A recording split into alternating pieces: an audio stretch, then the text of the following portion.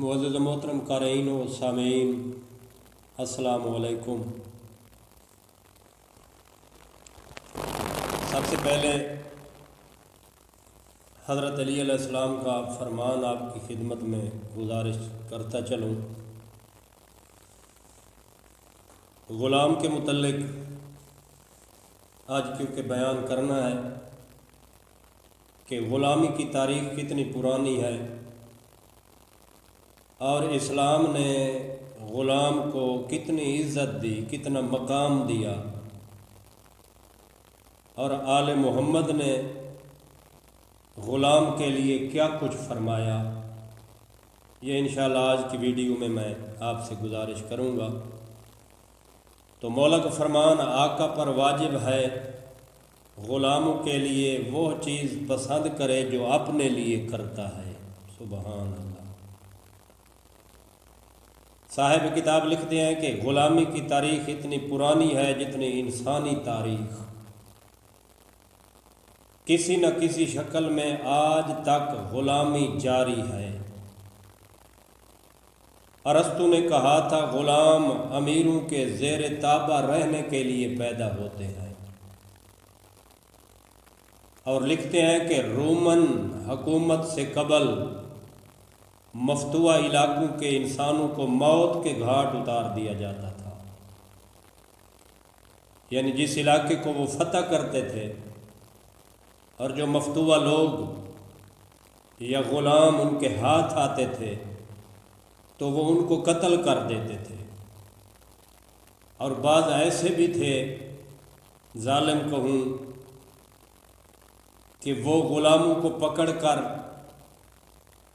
لکڑیوں کے ڈھیر کو آگ لگا کر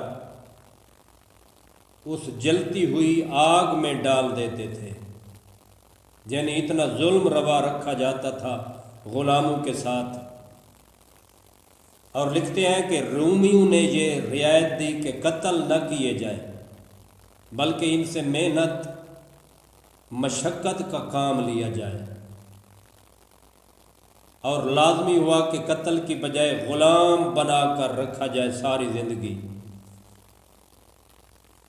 اور آگے لکھتے ہیں کہ جو لوگ مفرور غلام کو پکڑ کر لاتے تھے، یعنی جو غلام مفرور ہو جاتے تھے، دوڑ جاتے تھے، نکل جاتے تھے اپنے مالکوں سے، تو ان کو جب پکڑ لیتے تو ان کو درندوں کے سامنے ڈال دیتے۔ عجیب و غریب قسم کی تاریخ ہے، ظلم سے بھری پڑی تاریخ ہے کہ جب وہ درندہ اس انسان کو، غلام کو چیرتا پھاڑتا تو یہ لوگ لطف اندوز ہوتے اور تالیاں بجاتے باقاعدہ، یعنی غلاموں کے ساتھ اس قسم کا سلوک روا رکھا جاتا تھا۔ اور آگے لکھتے ہیں کہ غلاموں کی تجارت کو نصرانیوں نے باقاعدہ شکل دی۔ پرتگال اور اسپین والوں نے مفتوح علاقوں سے باقاعدہ غلاموں کی تجارت کی۔ افریقی ملکوں کے کوئی حقوق نہ تھے، وہ ڈھور، ڈنگروں اور میز کرسی کی طرح جائیداد تصور کیے جاتے تھے۔ اس بات کو محسوس کر کے کارل مارکس نے کہا انسان آزاد پیدا ہوا ہے لیکن ہر جگہ طوق غلامی میں جکڑا ہوا ہے۔ اور آگے لکھتے ہیں کہ بعض اوقات ان غلاموں کو، مردوں کو ان کو بیویوں سے علیحدہ کر کے لے جاتے تھے، کبھی بچوں کو والدین سے جدا کر کے جہازوں میں لاد کر لے جاتے تھے۔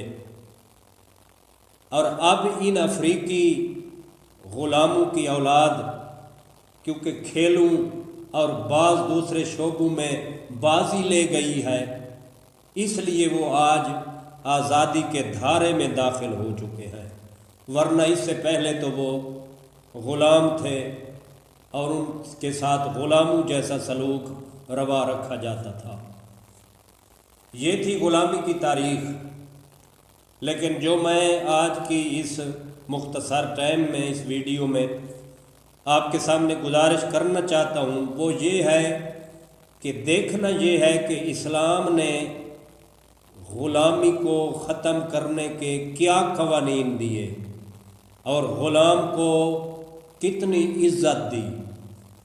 لکھتے ہیں کہ غلاموں کو آزاد کرنا زندگی کے ہر موڑ پر گناہ کا کفارہ قرار دیا۔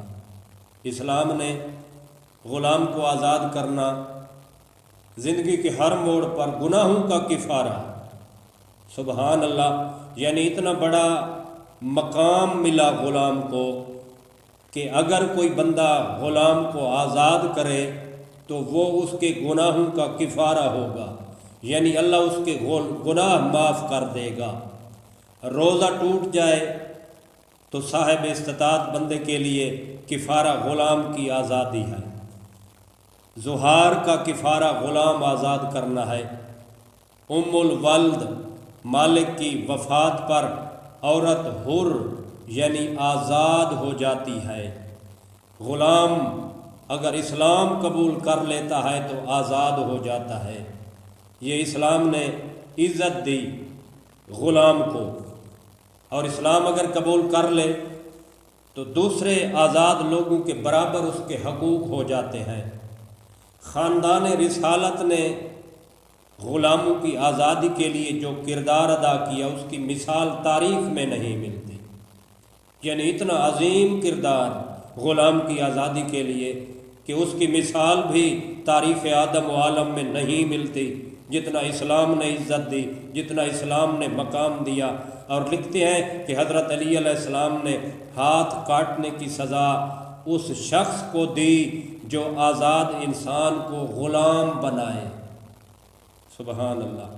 حضرت کا حکم تھا کہ غلاموں کو وہی پہناؤ جو تم خود پہنو، وہی کھلاؤ جو تم خود کھاتے ہو، بچے کو ماں سے، بھائی کو بھائی سے، باپ کو بیٹے سے، بیوی کو خامن سے، رشتہ دار کو دوسرے رشتہ دار سے جدا نہ کرو۔ ایسا حکم وہی دے سکتا ہے جو انسانوں اور غلاموں کی نفسیات کا ماہر ہو۔ حضرت علی علیہ السلام نے 1000 غلام اپنی ذاتی محنت و مشقت اور کمائی سے خرید کر آزاد کیے۔ سبحان اللہ۔ حضرت امام موسیٰ کاظم علیہ السلام کے متعلق بھی لکھتے ہیں کہ انہوں نے 1000 غلام آزاد کیا۔ امام زین العابدین علیہ السلام کے متعلق لکھتے ہیں کہ انہوں نے ہزاروں غلام آزاد کیے، بلکہ آپ کا تو معمول تھا کہ عید کے موقع پر تمام غلاموں کو آزاد کر دیا کرتے تھے۔ اتنا ہی نہیں، صرف اتنا نہیں کہ آزاد کرتے تھے بلکہ ان کی کفالت کا ذمہ بھی اٹھاتے۔ آزاد ہونے کے بعد غلام آپ سے علیحدگی پسند نہیں کرتے تھے، یعنی اتنی عزت دیتے تھے، اتنا پیار دیتے تھے، اتنی محبت دیتے تھے کہ جب مولا ان کو آزاد کر دیتے تو غلام جانے کے لیے تیار بھی نہیں ہوتے تھے، اور یہی چاہتے تھے کہ آپ کی غلامی کرتے رہیں۔ سبحان اللہ۔ اور اتنا مقام دیا اسلام نے، رسول اور آل رسول نے غلام کو۔ لکھتے ہیں کہ حضرت رسالت مآب صلی اللہ علیہ وآلہ وسلم نے حضرت ابو ذر غفاری کو ایک غلام عطا کیا۔ حضرت ابو ذر نے اس وقت اپنی چادر کو چاک کر کے نصف حصہ غلام کو دے دیا، یعنی آدھی چادر درمیان سے کاٹ کر غلام کو دے دی اور گھر لے جا کر آزاد کر دیا۔ یہ مقام دیا۔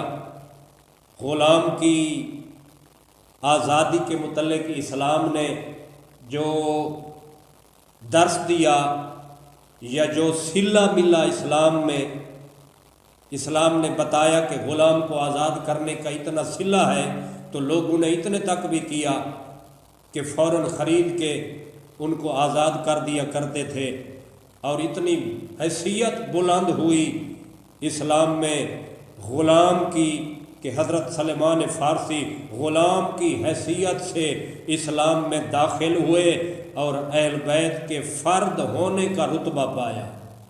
سبحان اللہ۔ زید بن حارثہ جناب خدیجہ کے غلام نبی اکرم صلی اللہ علیہ وآلہ وسلم کے بیٹے مشہور ہوئے۔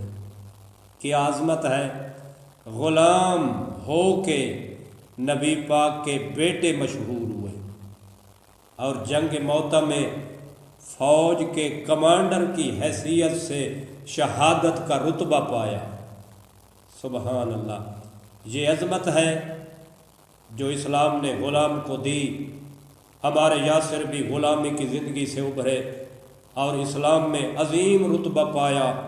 میثم تیمار وہ بھی غلام تھے، لیکن اتنی عزت عطا کی آل محمد نے اپنے اس غلام کو کہ حضرت علی علیہ السلام کی اس سے دوستی ہو گئی۔ کہاں میثم اور کہاں امام المتقین کا مرتبہ، لیکن وہ بھی اتنا مخلص تھا پہلے غلام، مولا نے اتنی عزت دی کہ اسے اپنا دوست بنا لیا۔ وما علینا الا البلاغ المبین۔